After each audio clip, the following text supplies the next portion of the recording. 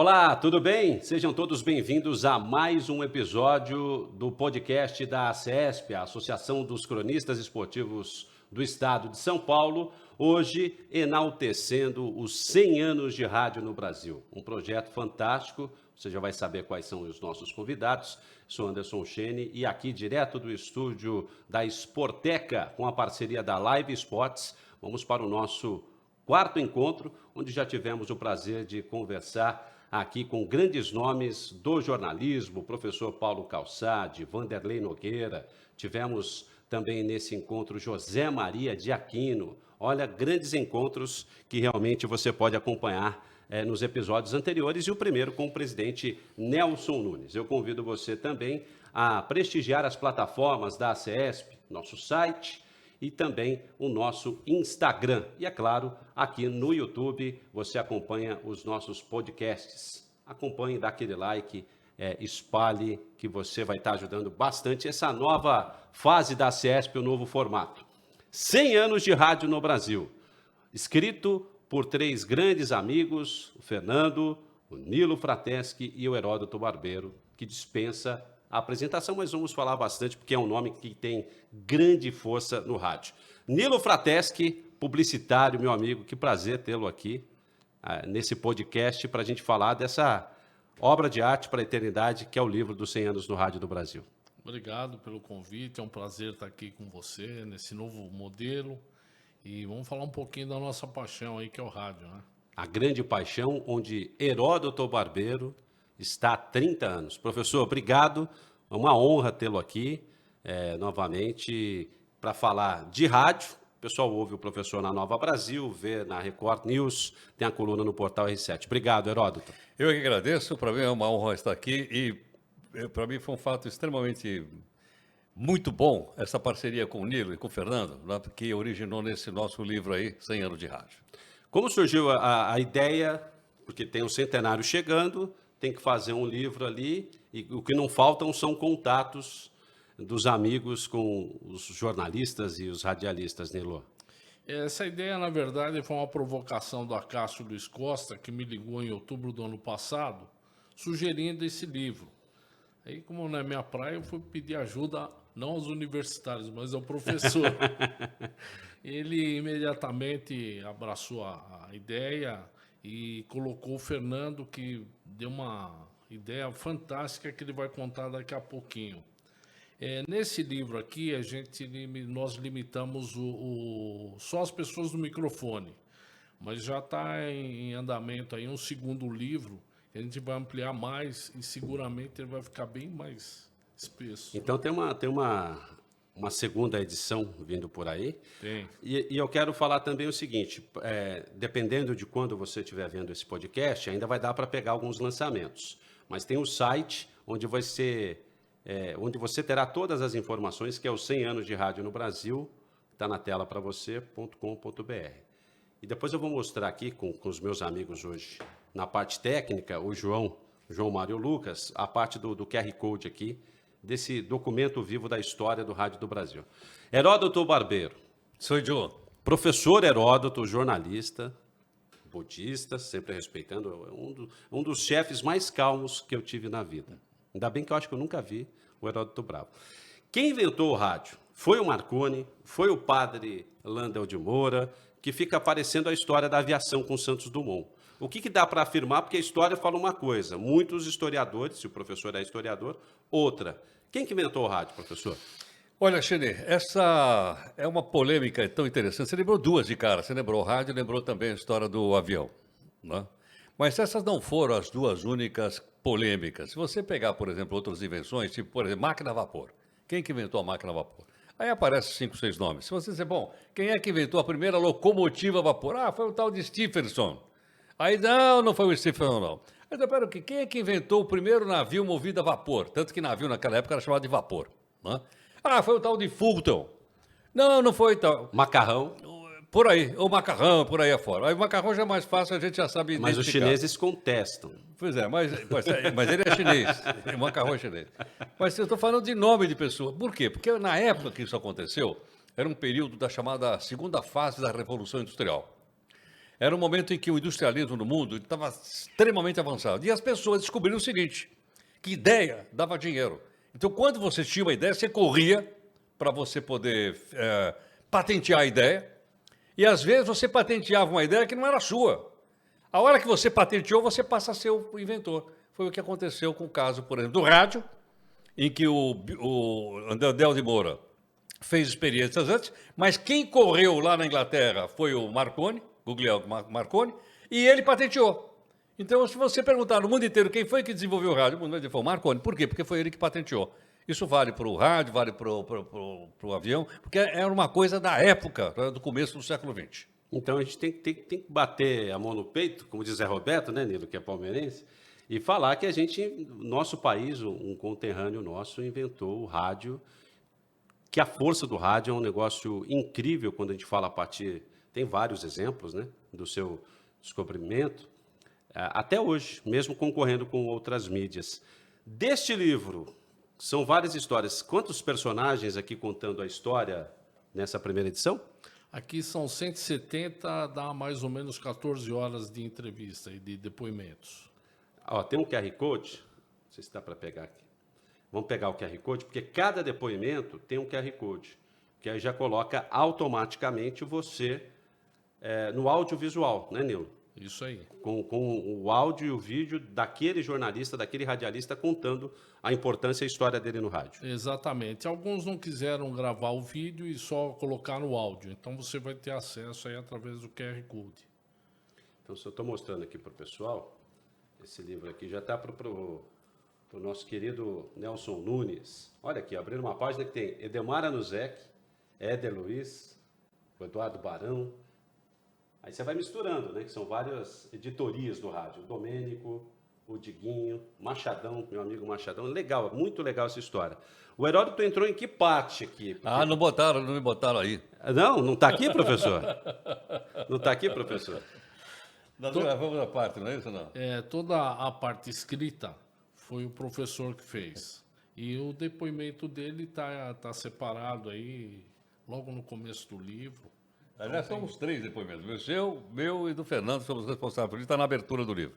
Qual depoimento mais interessante entre tantos, assim, que dá para chamar a atenção por N motivos, né? Porque cada um tem uma história, um fato, uma cobertura. Um que chamou a atenção, Nilo, para você e para o professor. Olha, vou fazer o seguinte. Um depoimento que me fez rir bastante foi do João Ferreira, da final do Campeonato Brasileiro. Quem comprar o livro vai ter acesso aí. É muito engraçado. E tem um que é emocionante, que é o da Cidinha Campos. Então, são os dois extremos que o rádio te possibilita.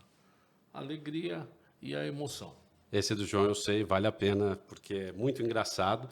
São radialistas amigos. A Cidinha permanece no Rio, o João está na Rádio Capital aqui em São Paulo. E o professor Heródoto?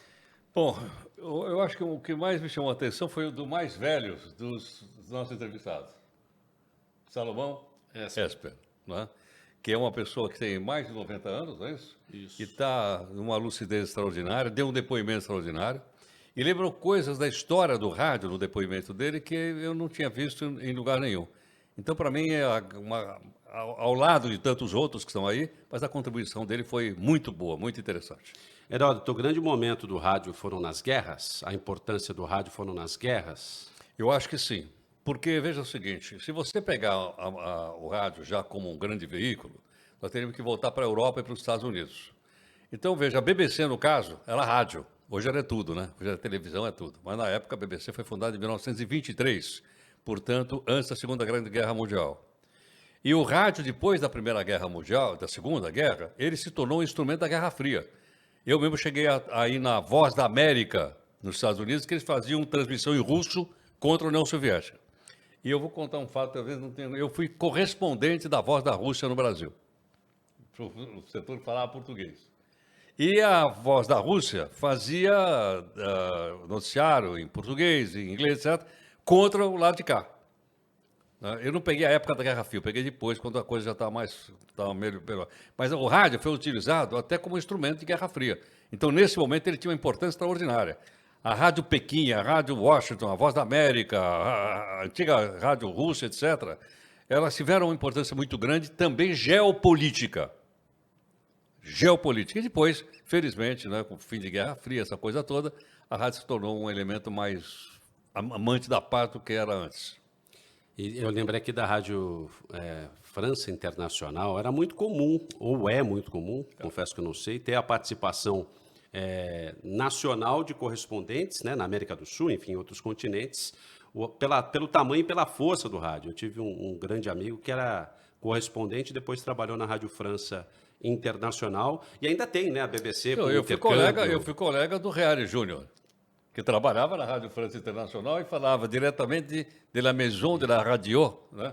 Às margens do rio Sena, que é o rio que corre até Paris. Eu trabalhei na Jovem Pan na época que ele era o correspondente. Porque hoje é muito difícil termos correspondentes internacionais exclusivos do rádio, né? Porque a gente fala de multimídia, multiplataforma, então às vezes está vinculado à TV, faz uma participação ou outra, mas era muito comum em décadas passadas. E você falou do Reale, professor, acho que foi o último grande correspondente que a gente teve. Nós tivemos o Rui Martins, que foi o nosso correspondente na Suíça, lembra dele? Ele trabalhou basicamente só para o Sistema Globo de Rádio. Tivemos vários. Mas depois, na medida que as coisas foram mudando, como você falou, os correspondentes passaram a ser multiplataformas. Eu vejo o Eduardo Barão, por exemplo, que é correspondente lá do Grupo Nova York, do Grupo Bandeirantes, ele faz para todas as empresas do Grupo Bandeirantes. E faz muito bem, por sinal. Nilo Frateschi, um dos autores do 100 anos do rádio no Brasil, essa obra-prima. Como que o rádio entrou na sua vida? A memória afetiva. Isso é rádio. Legal. Ou o que é isso, né? Porque muita gente não sabia nem o que era. Nilo. Então, mas eu já contei essa história aqui, vou repetir, o professor já deve estar cansado de ouvir. Mas eu me lembro do rádio assim, lá pelos 5, 6 anos, que meu vizinho ouvia um programa chamado Na Beira da Tuia, com Tonico e Tinu. Na Rádio Bandeirantes. Isso. E logo depois era o Trabuco, Vicente Leporassi. Você não pegou o Leporassi na Record? Não peguei. Eu peguei o Leporassi na Record, fazendo o Jornal da Manhã na Record, com Vicente Leporassi. Depois ele mudou para Bandeirantes. Esse é o professor. Tá vendo só? ali veio, o bichinho deu uma picada. Falou, opa. Veio. E eu jamais pude imaginar que um dia eu fosse trabalhar com essas feras e conhecer e virar amigo da grande maioria, né? Ouvi a transmissão esportiva com Fiore Gilhote até a chegada do Osmar na Jovem Pan. Aí com show de rádio, lá o San Girardi, o Laganá, Serginho Leite, aquela turma toda. Aí eu virei fã do Osmar. Mas sem dúvida nenhuma, o Fiore tem uma grande contribuição na transmissão esportiva. Professor Heródoto entrou no rádio um pouco mais velho. Bem mais velho. Bem mais velho, porque a carreira acadêmica primeiro. Exatamente. E fala um pouco dessa transição, professor. Eu vou falar, e como que surgiu o rádio. Só um detalhe. Por favor. Minha mãe também ligava o rádio em casa. Mas a gente ouvia, nós não tínhamos televisão. E aí a gente ouvia à noite, na Rádio Record, um cara que dizia o seguinte: o urubu, quando está com má sorte, o de cima cospe no de baixo. Chamava-se A História das Malocas. O personagem da História das Malocas chamava-se Charutinho. Sabe quem era? Adoniran Barbosa. Adoniran Barbosa. Então, todo dia tinha uma história das malocas que se passava no Morro do Piolho. Isso aí. E eu pensei, puxa vida, eu queria um dia conhecer o tal Morro do Piolho. E ele falava que ficava na rua do Lava Pés. E quando eu fui estudar lá, eu sou da Baixada do Glicério, né? E quando eu fui estudar ali em Cambuci, perto do Lago do Cambuci, eu passava na Lava Pés e ficava, onde será que é o tal do Morro do Piolho? Mexia demais com a imaginação. Olha que extraordinário. Com aquela voz inconfundível. Inconfundível. Barbosa. E um homem que falava, ele falava como se a cidade de São Paulo estivesse falando. Ele tinha uma comunicação própria da cidade de São Paulo. E tive oportunidade uma vez de apresentar um show, acho que foi no Clube Militar, com a Adoniran Barbosa. Ele já estava bem velhinho. E tive oportunidade de conversar um pouquinho com ele. Eu achei uma coisa assim maravilhosa, extraordinária. Então a Adoniran veio do rádio, para quem não sabe. Oh, sem dúvida. Do rádio para a música. E outra coisa, fiquei conhecendo um cara que trabalhava com ele na Rádio Record nessa época. A Rádio Record ficava na rua Quintino Bocaiúva, bem no centrão velho de São Paulo, esquina ali com a rua direita. Era um prédio antigo ali. E esse cara, você conhece, é o pai do Emerson Fittipaldi, com o qual eu trabalhei, o Barão Fittipaldi, né? Trabalhei vários anos com ele. E ele contava que é o seguinte, que ele saía junto com a Dona Irã para ir para o Largo São Bento, para pegar o bonde no Largo São Bento. E às vezes a Dona Irã não tinha dinheiro para pagar a passagem do ônibus, perdão, do bonde. Porque ele pegava o bonde ali para ir até o terminal da Cantareira, que ficava ali embaixo da rua João Teodoro, perto do Mercadão. Ali saía o trem das 11. Não posso ficar, nem mais ouvindo. Era um caminho dele que inspirou um clássico. Ele pegava o da trenzão, música. ele morava lá pro lado do Jaçanã. Que mano. Morou, logicamente, no Bexiga, claro. Vivia ali. Mas ele foi inspirado nisso. E o que me contou essa história foi o velho Barão, o pai do Emerson Fittipaldi. Tá vendo só? Eu, como você aí do outro lado, eu não sabia dessa história. Agora você está sabendo através do Heródoto e do livro de 100 anos no Rádio do Brasil. Eu quero já me despedir, porque é o primeiro podcast onde nós temos no mesmo programa 3 grandes nomes que escreveram esse livro. Entre eles o Nilo Frateschi, meu amigo, que eu tenho o prazer de estar aqui, de revê-lo depois de tanto tempo. Repetindo o site, para quem quiser ter mais informações de lançamento, de venda, está tudo lá, 100 anos de rádio no Brasil. Ô Nilo, nós vamos colocar a vinheta aqui, o Fernando vai ocupar o seu lugar para a gente continuar e falar de uma outra parte aqui do livro. Quero te agradecer demais, meu amigo. Sou eu que agradeço, um prazer muito grande estar aqui com vocês. Obrigado. Tchau, Frateschi. Tchau, professor. A gente já volta.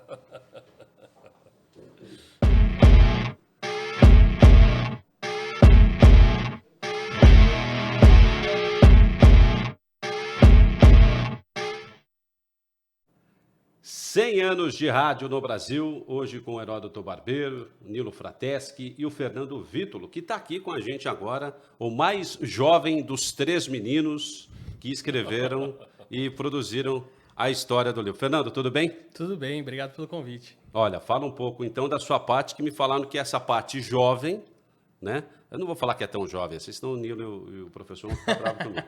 Mas é uma mente que fala das novas mídias, que teve a ideia também de colocar o QR Code para ampliar. Qual a sua participação no projeto com essas 2 grandes feras? Quando o Heródoto falou do livro, né, que ele estava escrevendo junto com o Nilo, aí eu comecei a contribuir com algumas ideias, né? E aí, dentre elas, eu falei assim, que o Heródoto falou, a gente quer pôr o depoimento do pessoal, do rádio. Eu falei, bom, então, em vez de escrever, por que a gente não coloca um QR Code e direciona para um vídeo? Aí o Heródoto, poxa, isso aí é muito bacana, né? Conversou com o Nilo também comprou e abraçou a ideia, e aí eles me convidaram para ser coautor junto com eles no livro. E aí o professor, uma das coisas que ele comenta é que o livro é multiplataforma, porque ele não é só a parte escrita convencional, mas boa parte do livro você assiste ou ouve, né? Então, isso não é uma tecnologia nova, né? A QR Code para direcionar para um site, para um vídeo, alguma coisa, isso não é uma novidade. A novidade mesmo está na questão da quantidade. Então, boa parte do livro está direcionando para os vídeos. Então, isso que é o grande diferencial. Multiplataforma, professor Heródoto. Lá atrás, na Guerra Fria, quando surgiu o professor, apaixonado ali por rádio, assusta um pouco essas tecnologias que vão surgindo a cada semana, a cada instante, tem um novo aplicativo, uma nova forma de se comunicar. Como que é, para a experiência, a voz do rádio, trabalhar nesse dia a dia com essas novas tecnologias? Olha, Xene, eu acho que elas não assustam, elas são desafios. Eu fiz um estágio, fiz dois estágios. Um deles eu fiz estágio na rádio BBC em Londres.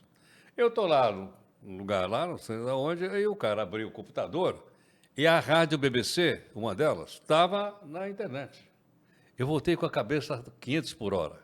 Cheguei aqui e fiquei pensando assim, como é que a gente vai colocar a nossa rádio, já na época da CBN, como é que a gente vai colocar isso aí na internet? Aí corre daqui, corre de lá, corre dali. Não. Por quê? Porque a nossa empresa lá, você trabalhou lá, o Sistema Globo de Rádio, não tinha portal, não tinha o G1, não tinha nada, não tinha coisa nenhuma. Aí eu encontrei um cidadão, o nome dele está até na universidade hoje, chamado Mandic.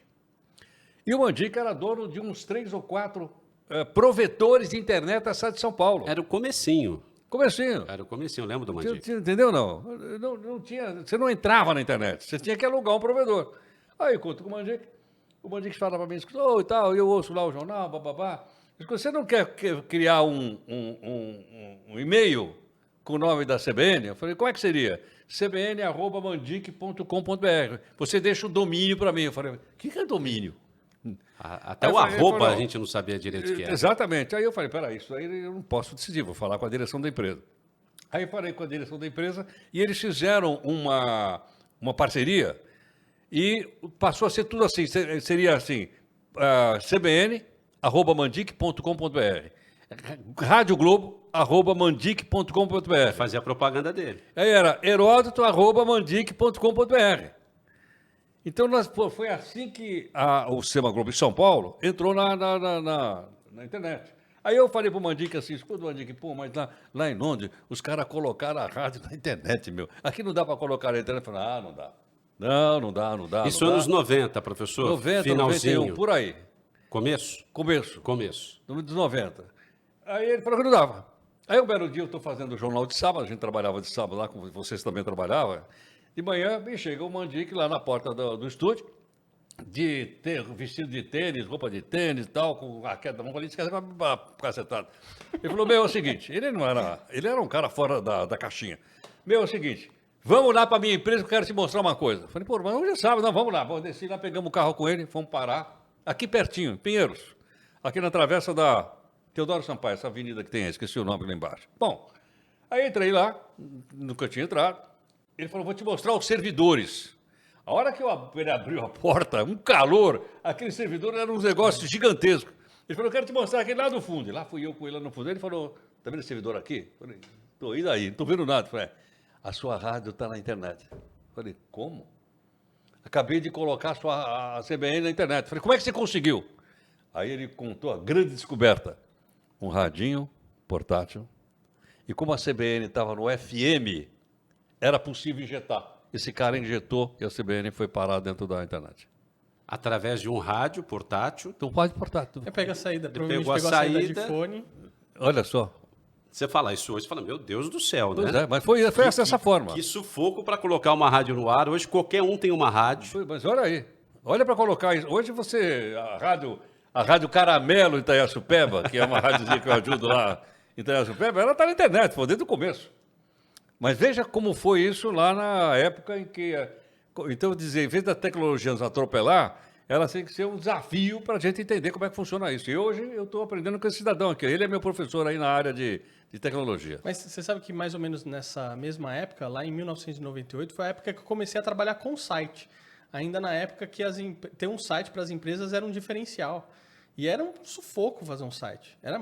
Putz, dava maior trabalho. Hoje é muito mais simples. Não, eu lembro que para conexão de internet, discada, Discada. era terrível. Não, o pessoal hoje não sabe o que é internet de escada. Esses jovens que tem aí não sabem o que é isso. Internet de escada. Como assim vocês não tinham internet no celular? Que absurdo. Ó, para a gente comparar, Como é que né? você conseguiu viver? Teve o livro da Rádio Bandeirantes, há uns 10 anos, contando a história da rádio também, que era um CD, que vinha com os CDs, eram vários. E hoje a gente tem o QR Code. Passaram alguns anos, talvez uma década. Então, para frente, é assustador o que a gente tem de tecnologia, o que está a vir por aí. Você tem alguma ideia do que está sendo estudado de tecnologia voltada para o rádio ou para a comunicação, você que é um empreendedor? Olha, sabe o que é interessante? Essa evolução toda eu tive a oportunidade de acompanhar, né? Apesar de ser novo, eu usava LP, fita cassete, VHS, né? Coisa que o pessoal não... Mas você não pegou o entende. teletipo. Não, aí também não, né? Não gravou com rolo, caceteira e cartucheira. Isso também não. Pegamos Então, essa eu época. fui pegando essa parte dessa digitalização, né? Então, na faculdade eu trabalhava com mini DV e depois não trabalhava mais. Uma época com o MD, lembra do gravador MD? E também depois isso sumiu e tudo foi facilitando, né? Então, hoje a gente vê que está tudo na internet, está na nuvem. Por exemplo, você vai assistir um filme, você tem quantos canais, plataformas de streaming? Está tudo na nuvem. A tendência hoje é estar tudo na nuvem, né? E você acessar isso a partir de um aparelho digital, como hoje a gente acessa, que é o celular, o smartphone, né? E o Heródoto comenta aí na abertura do livro, a gente está falando do metaverso, né? Que é justamente aquela realidade virtual ou também a realidade estendida. Então, coisas que tem se falado muito a respeito do metaverso, né? Então, você coloca o óculos e você entra num outro ambiente, num ambiente 100% digital, e a ideia é que você faça as suas coisas nesse ambiente. compras, ouvir rádio, assistir um filme, jogar e assim por diante. Mas tem uma outra história também, que é da realidade estendida. Então imagina o seguinte, ó, a gente está aqui nessa sala de podcast, certo? A gente tem uma TV projetada ali no fundo. A gente poderia pôr um óculos, por exemplo, que a gente consegue ainda ver o ambiente, mas projeta na nossa visão outros elementos. Então imagina o seguinte, a gente chega aqui nessa tela, nessa sala aqui, não tem essa TV no fundo, cada um de nós vai colocar um óculos, como se fosse um óculos de vidro, e a gente liga esse óculos e o óculos vai projetar a TV lá no fundo. Então imagina que você tem uma casa, por exemplo, e você necessariamente não precisa ter os seus objetos decorativos. Por exemplo, você pode chegar, colocar o seu óculos, ligar ele e aí sim você está dentro do seu ambiente virtual, com todos os seus elementos de decoração, sua televisão, que aí você vai assistir pelo óculos. É assustador, né, Heródoto? É legal. É legal. Mas ao olha, mesmo tempo que só você um pensa... detalhezinho, completando. Eu, por exemplo, não tenho rádio na minha casa. Onde eu ouço rádio? Eu chego na cozinha e falo, Alexa, liga para mim aí na Nova Brasil. Estou ouvindo rádio.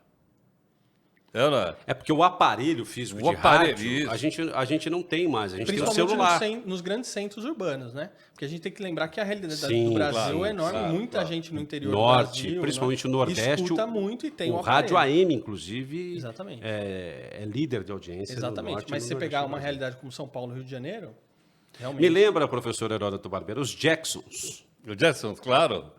Né? E muita gente fala também dos Simpsons, né? Que eles preveem o futuro. Mas ó, deixa eu falar uma coisa do futuro do rádio, que foi ele que me apresentou. Imagina o seguinte, hoje a gente fala na WWW, World Wide Web, não é isso ou não? Isso. Que é a internet.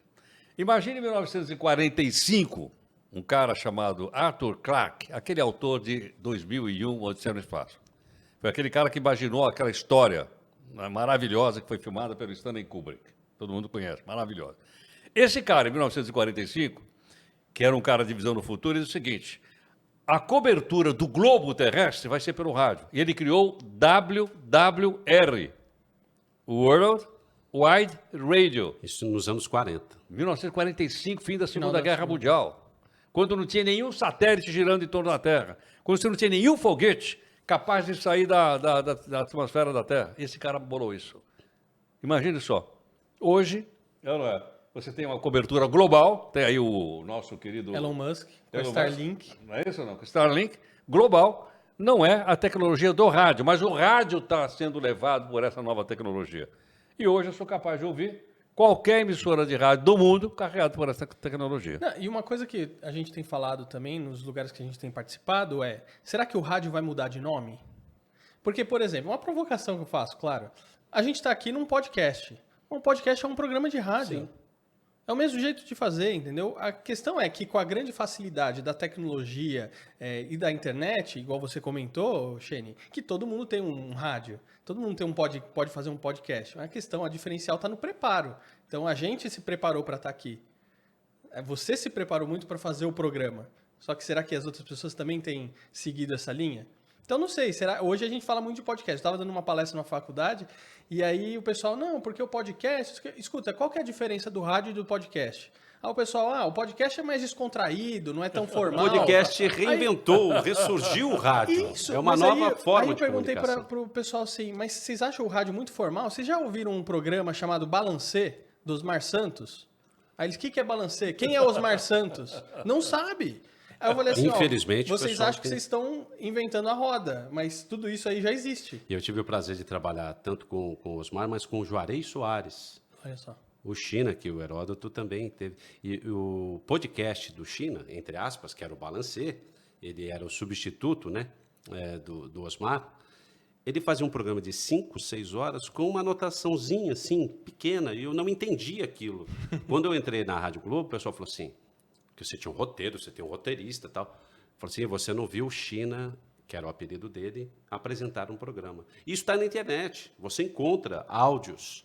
Então, é o preparo do profissional, claro que com o passar do tempo mais experiente fica melhor, mas a molecada hoje em dia, com todo respeito, tem que ver essa história do rádio, que é a grande escola da comunicação, né, professor Heródoto? É o rádio. Você falou disso, eu me lembrei também, tive oportunidade, na época eu era gerente da Rádio Excelsior ainda.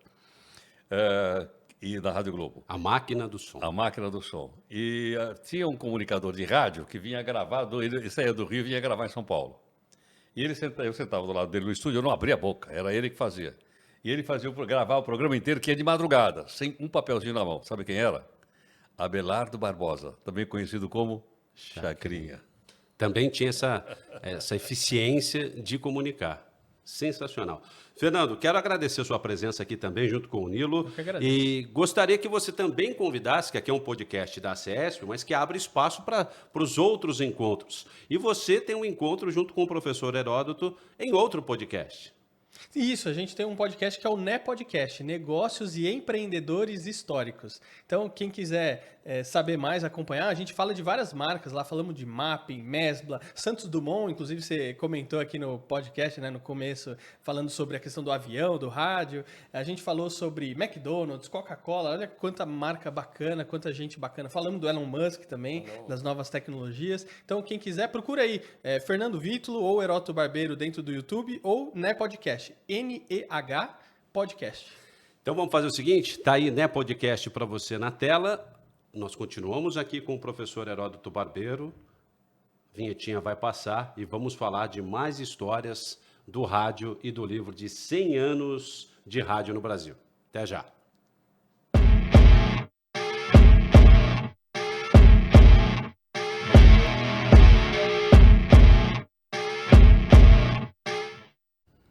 Na sequência do nosso podcast todo especial com os 100 anos do rádio no Brasil, professor Heródoto Barbeiro, a gente estava conversando com o Nilo, com o Fernando, e acabou que passou batido ali. Como que entrou o rádio na vida do professor Heródoto Barbeiro na infância e depois, né, naquela transição de professor para comunicador de rádio? Bom, eu fui, na verdade, como você falou, eu fui professor durante 25 anos. Dei aula de história, dei aula de jornalismo. Trabalhei 12 anos na USP. Eu ia fazer carreira na USP, né, como professor, aquela história. Depois eu desisti. Mas eu trabalhava no Objetivo. E o Objetivo tinha trazido, pela primeira vez no Brasil, um equipamento completo para que as aulas fossem dadas à distância. Olha só, por televisão. Isso em 1970. Nossa, pioneiro. 4. Pioneiro. Bom, e montaram tudo lá. Montaram a equipe toda. E aí eu passei um dia lá, olhei aquele estúdio todo e tal, e aí falei lá para o diretor, o que é isso aí? Ele falou, ano que vem vocês vão gravar aulas aqui. A gente contratou uma equipe da TV Record, do Paulo Machado de Carvalho. Eu falei, mas e até lá? Até lá é o seguinte, até lá vai ficar aí. Eu falei, mas está aí o pessoal tal, eu sou professor de História Contemporânea, você não quer me deixar fazer um jornalzinho aí no intervalo? E como eu dava aula de História Contemporânea, de atualidades, toparam. Aí comecei a fazer um jornalzinho todo dia, porque o Devara tinha 40 minutos lá para fazer um jornalzinho. Eu improvisava em cima do jornal, revista, aquela coisa toda. Era, na verdade, um rádio com imagem que eu estava fazendo. Rolou uma paixão quando viu aquele estúdio ali. Lógico. E o que acontece? O prédio do Objetivo ficava, acima ficava o prédio da Gazeta, da TV Gazeta. E aí o diretor da TV Gazeta, Marco Aurélio, criou um programa chamado Show de Ensino. Aí ele falou, você não quer vir apresentar o programa aqui e tal? Vai ser com os professores, comentando notícias. E eu subi para fazer o programa. E continuava dando aula. E de lá eu fiquei conhecendo um jornalista chamado Fernando Vieira de Mello. E ele falou, olha, preciso de um cara que entenda de política internacional para comentar no Jornal da Manhã da Jovem Pan. Eu sou diretor de jornalismo da Jovem Pan. Você não quer ir lá? Eu falei, onde é? É lá no aeroporto. E caramba, lá no aeroporto, mas eu trabalho aqui. Não, aí a gente arruma um jeito de você sair de lá e chegar aqui. Aí eu fui. Bom, primeiro dia que eu nunca tinha entrado no estúdio de rádio mesmo, né? Estava na Rádio Jovem Pan Pan-Americana. No Jornal da Manhã. Jornal da Manhã, a hora que eu vi aqueles monstros lá, eu não abri a boca. Mas foi ali que eu conheci uma das pessoas que eu considero um dos meus professores de rádio, Joseval Peixoto. Aí eu encontrei o Joseval Peixoto, eu prestei uma atenção enorme no Joseval, naquele, foi aos pouquinhos eu fui me turmando lá com o pessoal, e foi aí que eu comecei a trabalhar em rádio em 1975, acho, 75. E trabalhei 7 anos na Jovem Pan, ela mudou do aeroporto para a atual Avenida Paulista, você conhece muito bem. Conheci o pessoal da CESP lá, no mesmo prédio, da Avenida Paulista, e trabalhei durante 7 anos lá. Depois é que eu mudei para o Sistema Grupo de Rádio. Então, o Joseval Peixoto deu uma travada, professor, na época? Nossa, mãe, eu tinha ouvido o Joseval narrar a Copa de 1970, rapaz. Já pensou? Maravilhoso. O Joseval era extraordinário, né? Para mim, eu conheço dois grandes locutores, tem vários grandes, mas os que mais mexeram comigo. Um foi o Joseval, e depois foi o Osmar Santos, que eu conheci também no estúdio lá da Rádio Jovem Pan, estudando nos livros do curso de administração de empresas da Fundação Getúlio Vargas. Eu era professor, fui lá e falei, escuta, o que você está estudando aí? Eu sou aluno, mas quem é você? Eu sou Osmar Santos, eu quase caí de costa. Ele já estava narrando, porque ele veio do interior para narrar na Jovem Pan e estava estudando. Estava estudando na Fundação Getúlio Vargas. Olha que extraordinário, rapaz. Eu falei, caramba, olha esse cara estudando. Joseval Peixoto é um dos grandes nomes que a gente está tentando trazer para cá também, para extraordinário. conversar. Ele E está de volta ao rádio, professor. Está de volta que? ao rádio, Joseval Ah, o Peixoto. grande Joseval. Na Rádio Capital, agora tem uma excelente. grande equipe lá. Que legal, que Com legal. grandes nomes de Que comunicadores que passaram O também. rádio pela vai Jovem ganhar Pan. com isso, sem dúvida alguma.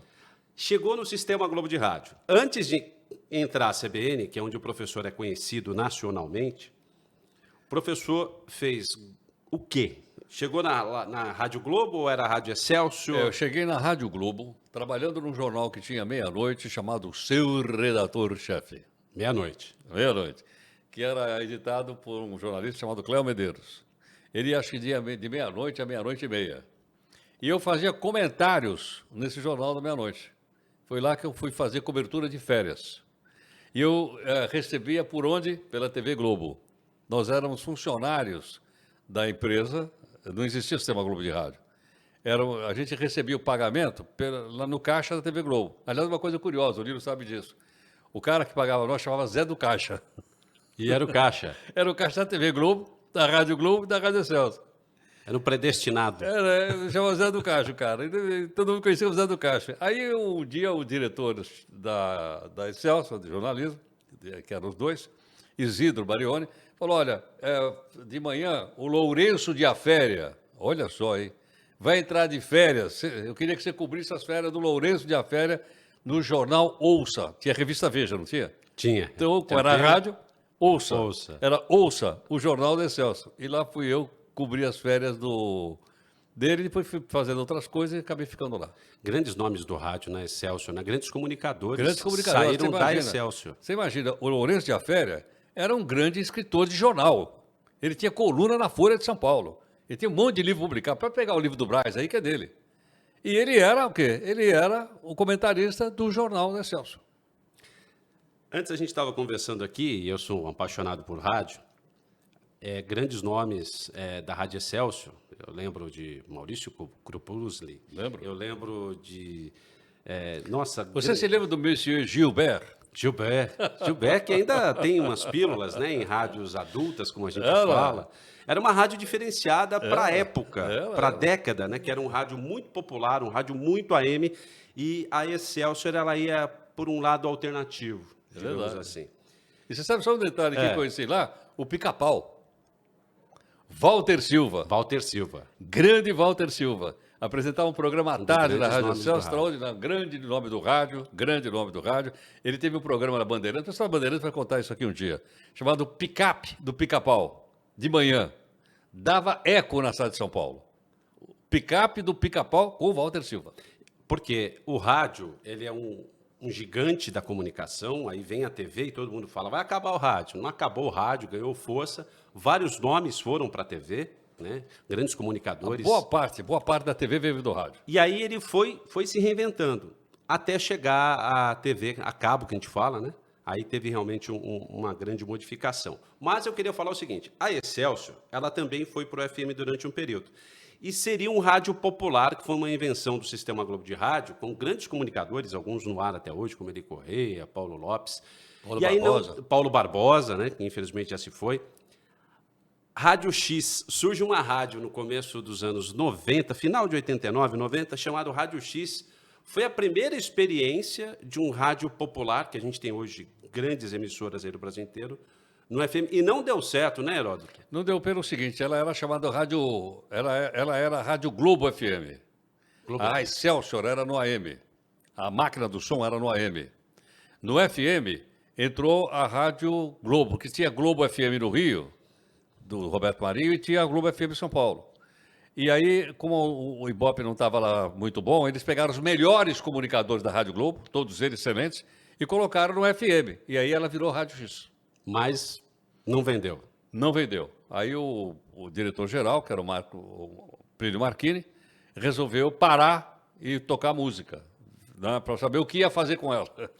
Aí chega a professora Aí eu Heródoto chego Barbeiro. e falo, escuta, Aí é um visionário porque hoje a gente tem as rádios All News, as rádios de notícia, e o Heródoto tinha um sonho ali, tinha uma ideia, um projeto. Por isso que é bom você ter um projeto, deixa ele guardadinho, aguarda o momento certo. Mas sabe de uma coisa? Posso contar um detalhe? Quando eu comecei a colocar lá, quer dizer, ele autorizou, né? O FM junto com a AM, a CBN, estava nos dois canais ao mesmo tempo. Aí tinha a janela comercial. Como é que faz? Aí como é que faz? Aí um dia, sei lá, me deu 5 minutos, eu fui lá e falei o seguinte, escuta, junta essa janela comercial aí. Junta aí. Juntou. Nossa, quando terminou o jornal, o nosso diretor comercial, nosso gerente comercial, subiu na minha sala, quase me pegou pelo pescoço. Sabe como ele chamava? Nilo Frateschi.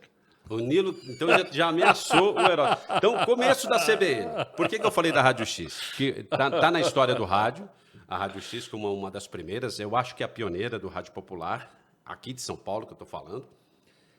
Não deu certo. O Heródoto chegou e falou assim, tenho uma ideia aqui, eu tenho num papel um projeto de uma rádio. E aí começa a surgir a CBN. Mas era para durar quanto tempo, professor Heródoto Barbeiro, a CBN? Então, ela foi criada no AM, né?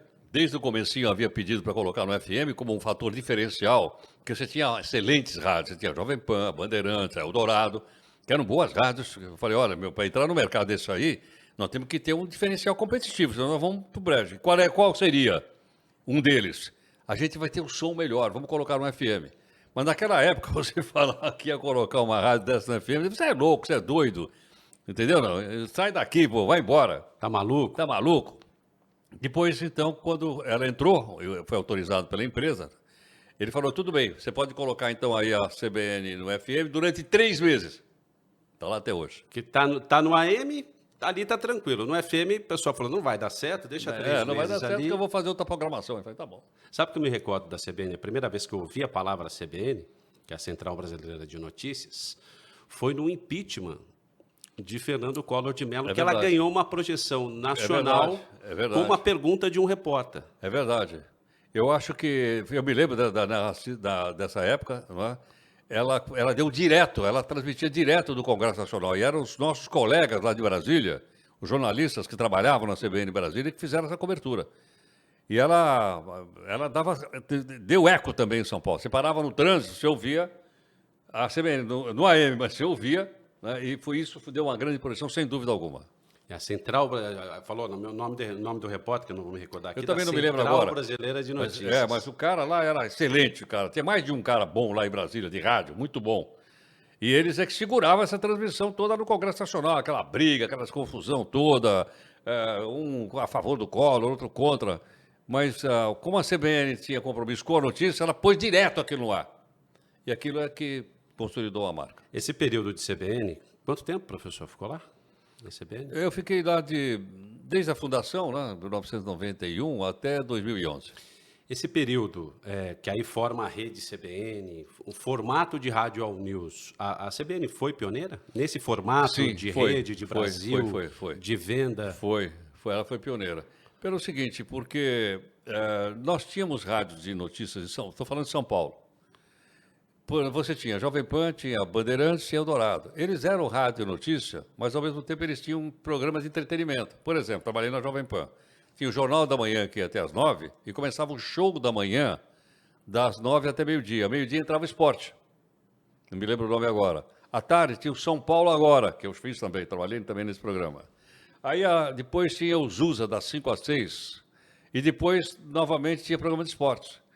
Então, Bandeirantes, tinha Jornal da Manhã, Primeira Hora, tinha o Pulo do Gato, que eu ouvia, né? Eu era fã do Zé Paulo. Zé Paulo. Antes de fazer qualquer coisa, o primeiro cara era o Zé Quem Paulo. nunca ouviu o gatinho miando de manhã? Miando. Depois tinha o Jornal Primeira Hora, depois tinha o Jornal Gente, e depois tinha um programa também de entretenimento. Então, quer dizer, o projeto CBN se distinguiu porque ele passou a ser uma rádio all news, 24 horas. coisa que existia já em muitos lugares do mundo. Você tem a BBC, mas tinha em Nova York, tem Paris, tem um monte de lugar. E no Brasil não tinha, então a CBN ela inovou nisso. E depois vem a Band News, professor. Como um homem de rádio, em 2006 surge a Band News na mesma linha, talvez com mais dinamismo, né? Como o professor viu a evolução da Band News e de outras redes de rádio? Eu acho que foi muito bom, porque sabe quem era o gerente comercial da Band News? Quem? Eu não consigo me livrar dele. Murilo Frateschi, Maledetto. Já estava lá, já estava Estava lá. Por pouco, eu não saí do CBN. Ah, teve proposta? Teve proposta. Conta aqui pra gente, professor. Dessa eu não sabia. Nessa época estávamos juntos, eu no esporte da Rádio Globo. Uma proposta para ir lá, mas aí ainda estava em formação e, infelizmente, eu não tive oportunidade de trabalhar lá. Mas teve uma proposta para ir trabalhar lá na Band News. E o formato que eles obtiveram era um formato novo também no Brasil, inédito. Quando eles dizem 20 minutos, eu vou colocar o mundo na sua mão.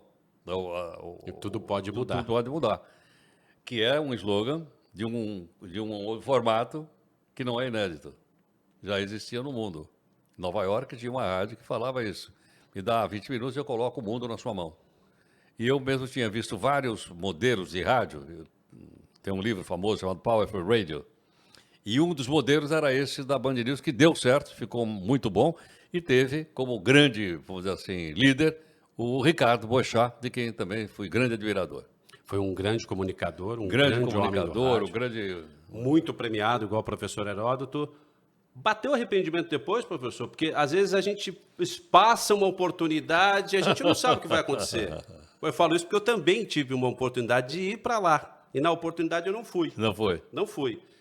E você fala, poxa, você pensa, né? Pô, poderia ter ido, mas isso depois. Porque começo de projeto é complicado, né? Realmente é complicado. Mas então, por exemplo, veja bem, um belo dia eu saí da CBN, saí da TV Cultura, trabalhei 18 anos. Fez Roda Viva. Fiz Roda Viva. Aí o cara me disseram, nós estamos mexendo aqui na Record News, você não quer vir para cá? E aí? Agora eu vou. E aí? Porra, você é aqui da TV Cultura, que tem uma belíssima também credibilidade. Também era começo de projeto, né, professor? Foi da própria CBN. Não, nós vamos fazer um jornal aqui, você não quer vir fazer um jornal e tal, coisa. Aí nós vamos fazer o seguinte, se você vier para cá, olha só como são as coisas. Esse jornal vai ser o primeiro jornal dupla plataforma. Como assim? O que é isso? Não, nós vamos colocar na TV e no nosso site, que é o r7.com. Olha o site aparecendo de novo. Agora era mais fácil, dava para pôr TV também. Então nasceu o jornal que eu fui fazer lá, nasceu simultaneamente na Record News e no R7. 2011. 2011, onde o professor está até hoje.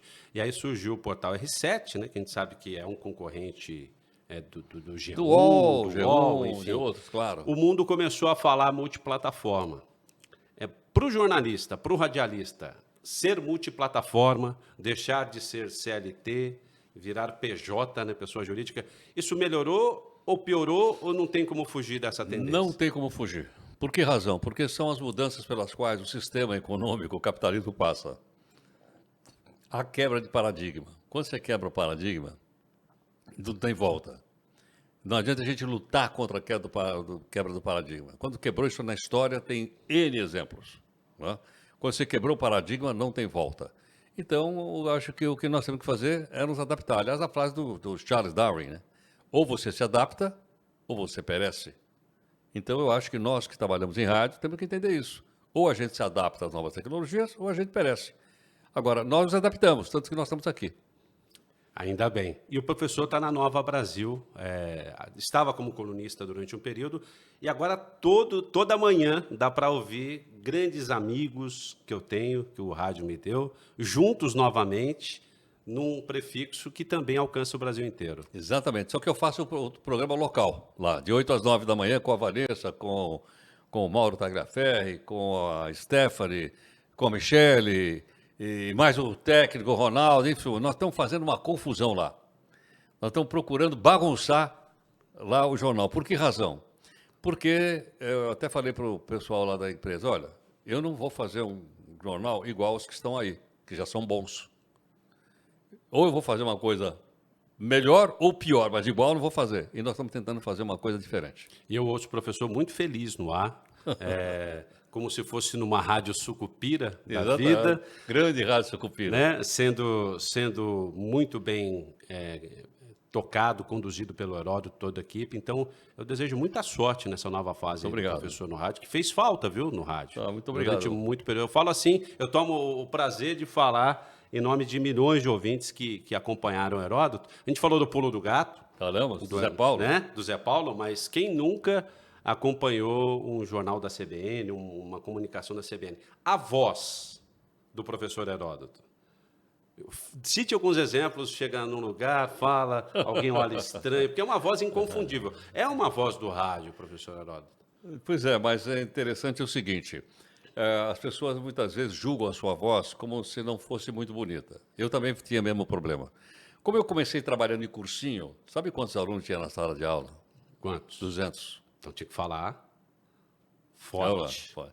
Então eu fiz curso de oratória, eu fiz curso com aquele pessoal de fonoaudiologia, eu treinei, e qualquer pessoa que treinar pode chegar também a ter uma voz bastante positiva. Então eu treinei tudo isso. Então o que eu falo hoje é fruto de treino, treino teórico e treino prático. Haja visto que, né, a gente treina todo dia quando a gente fala no rádio. Entra no Uber, por favor, para Pinheiros. O cara já olha. Conta uma história interessante, professor, até engraçada. Não, tem várias, tem várias. Às vezes eu entro, eu não tenho carro, às vezes eu entro no Uber no 99, né? O cara fala o seguinte: depois que você falou bom dia, eu te reconhecível. Quer dizer, eles não me reconhecem fisicamente. Mas é pela Quer voz. dizer, a voz é tão forte, que apesar de eu trabalhar simultaneamente na televisão todo esse tempo, tá? Imagina, 18 na cultura, agora todo isso na verdade, o pessoal me reconhece muito mais pela voz do que pela estampa. Quando eu falo com o cara olha para trás. É o poder da comunicação e o poder do rádio. E da voz, lógico, claro, sem dúvida, o poder do rádio, que é basicamente apoiado em cima da voz, de qualquer ser humano. Você se lembra do Israel Gimpel? Sim, inconfundível. Trabalhava na... Como é que era a voz dele? Não era uma vozinha... Minha, minha, minha, minha, minha. Não era uma voz potente, Nada, mas era uma voz nada, marcante Nada, marcante. do carioca. Do carioca, meu amigo. Você ouvia a voz, você já se lembrava do Rio de Janeiro. O Renato Outranto. Exatamente, o Renato também lembrou se muito foi. bem. E até queria contar rapidamente uma coisa. Quebra de paradigma. Na Rádio Globo, que via tudo do Rio, né? Com locutor e tudo mais, só homem. Um belo dia não tinha ninguém. Eu era lá o chefe de jornalismo. Falei para a nossa locutora, Cleide Fosa. Cleide, entra lá e faz o Globo no ar. Eu? Uma mulher não faz o Globo no ar. Faz lá o Globo no ar. Fez o Globo no ar. Primeira reação, trovoada. Segunda reação, porra, ela é boa, hein? Ficou lá. Porque garantiu o microfone. Não tinha os chamados haters, né, professor, nessa época? Pelo amor de Deus, pô. Que Mulher isso- não podia fazer o Globo no ar, né? Mole ou não? Vamos citar aqui grandes nomes de comunicadores. Nós conversamos fora do ar aqui. Que leram o Globo do Ar. E aí eu vou chegar num nome que o professor... Bom, o que eu me lembro, o Juca Amaral, que fez o Globo no ar, o senador, esqueci o nome dele, que depois foi que trabalhou na TV Manchete, eu não me lembro o nome dele, me fugiu, tem um bloqueio, mas teve lá. Grandes locutores passaram no Globo no ar. Só que as vinhetas não eram gravadas em São Paulo, não. As vinhetas eram gravadas no Rio de Janeiro, por um locutor que era a voz padrão da Rádio Globo do Rio de Janeiro. Tremenda voz, tremendo, extraordinário. Então, para não ficar vamos dizer, você não podia botar uma tremenda voz na abertura e não botar uma tremenda voz, entendeu? Então passaram pessoas, Laércio Maciel, passou um monte de gente Luiz extraordinária. Lopes. Luiz Lopes Correia, você falou dele. Extraordinários, extraordinários. O Globo no Ar é uma sequência do Repórter Esso, uma nova roupagem. Sim, era um concorrente. Chegaram a ser Era o concorrente do Repórter Esso na Tupi, era o Globo no ar na Rádio Globo. Então a gente falou aqui, hoje o rádio multiplataforma não é mais voz. Faz tempo que não é só voz, é conteúdo. E eu lembro, com grandes amigos ali no Sistema Globo de Rádio, que a gente tinha um excelente jornalista que sempre apurava a polícia, me ajudou muito. Quando eu fiz Corinthians, MSI, aqueles problemas todos. Lembro. Então eu vivia muito em DEIC, em Polícia Federal. Abramovich. Nossa, era complicado. Adamo Bazzani, que tinha uma voz, tem uma voz, que você não sabe diferenciar se é homem ou mulher. Não é o primeiro. é uma característica Eu contratei. vocal, mas ele tinha uma informação Eu o contratei. incrível. E não foi o primeiro, que era um cara que tinha uma voz... Tive um repórter anterior a ele, agora eu não me lembro o nome, infelizmente. Mas que também, aí o pessoal lá falava, meu, você contratou esse repórter, a gente não sabe se é homem ou se é mulher. Eu falei, você já ouviu o conteúdo do cara? Ficou lá. E veio depois o Adaman, que aliás até hoje o Adaman inclusive me ajuda no jornal lá. Eu ouvi esses dias. Você ouviu esses dias? Pois é. O Greve de Adaman, ônibus. exatamente, tem tudo com ele lá. O cara conhece tudo. E você tem uma ideia, vamos dizer assim, da grandeza dele, né? Que não tem uma voz, vamos dizer assim, parecida com a nossa, mas tem uma grandeza de conteúdo. Porque o rádio, como diz o professor, você pode alcançar e melhorar a sua voz com treino. Pode. E você, se não tiver, mas tiver um conteúdo, é o que importa Claro. hoje no rádio. Os Estamos mais dois antigos, né, quando a gente falavam, queriam morrer. Mas o rádio se revolucionou e o rádio vai chegar no metaverso. O professor Heródoto entrevistando líderes mundiais no metaverso. Maluco isso, hein, professor? Pois é. E olha, já existe, viu? Tanto que a empresa, Facebook, já não chama mais Facebook, chama-se Meta. Veio do metaverso. Isso vai virar a cabeça do mundo. Professor Heródoto, que bate-papo gostoso que a gente teve aqui nesse podcast. Você me fez da lembrar CESP. de coisa que eu não me lembrava. Já conversei com várias pessoas. Eu fico feliz porque Mas você não me quero lembrou de mandar coisas um que eu não me abraço, lembrei. e quero que o professor mande um abraço para o Lucas Neto, Lucas, grande Lucas Neto. que era para estar aqui, e infelizmente por compromisso da agenda, porque eu, quando estagiário no Sistema Globo de Rádio, eu dava boa tarde para o Heródoto assim. O Heródoto sempre tratou ou quem estava chegando ou quem já tinha experiência igual. Por isso que é um dos grandes personagens do rádio, porque tem caráter também. Então, obrigado mais uma vez. Eu que agradeço, por uma estar honra aqui. estar aqui, Xeri. Muito obrigado. E vamos ter a segunda parte do livro, Vamos. também em memória, lembrando de quem já se foi, né? O Nilo estava falando aqui. Só para fechar mesmo, agora, Heródoto, e novamente agradecer. Por que deixou de existir grandes prefixos? Foram compromissos comerciais que acabou levando para o fim, ou foram gestões? Eu vou citar só dois aqui, entre tantos, infelizmente. Você pega a Rádio Gazeta AM, que formou tanta gente boa, principalmente no esporte. E você pega a Rádio Globo, que dispensa a apresentação. Porque sempre me falaram, a Globo pagava a CBN no começo. É verdade. E no final a CBN pagava a Globo verdade também. até deixar de existir. Por que isso aconteceu? Porque muitas vezes as pessoas que são gerentes, elas só olham o resultado econômico. Ela não entende o valor de uma marca. Você quer ver uma coisa? Quanto vale a marca Globo? Só o nome, só a marca. Ela deve valer milhões de dólares, a marca Globo. Sei lá, vai valer uns 60 milhões de dólares. Se eu chegar lá para a família Marins, quer me vender a Globo? Eu quero comprar a marca Globo. Quanto é? 65 milhões de dólares. Eu compro. Agora eu fico com tudo. Não. 65 milhões de dólares é só a marca. Se você quiser comprar os equipamentos, as TVs, vai ser mais não sei quanto.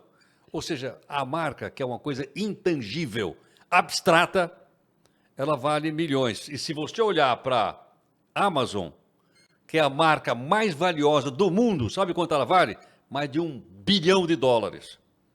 Se você quiser comprar só a marca, você vai ter que ter $1 bilhão para comprar a marca Amazon. As pessoas muitas vezes não entenderam isso. Veja a importância das marcas. Respondido, e é por isso que eu falo também nas minhas redes que tem os gênios do rádio com J, né? Gênios com J. Infelizmente, grandes projetos deixaram de existir, mas o rádio está aí, firme e forte. E eu convido você sempre a prestigiar os episódios anteriores, José Maria de Aquino, Paulo Calçade, a conversa com o presidente Nelson Nunes, grandes nomes que já passaram por aqui, e agora 100 anos de rádio com o nosso Nilo Frateschi, o professor Heródoto Barbeiro e o Fernando. O livro está à venda, o site 100 anos de rádio no Brasil, e quero agradecer também a Sportec, esse espaço fantástico aqui da Live Sport. A gente volta numa próxima oportunidade com um grande nome do rádio, da TV, enfim, um grande jornalista, radialista, aqui direto dos estúdios da Sportec. Aquele abraço, muito obrigado, tchau!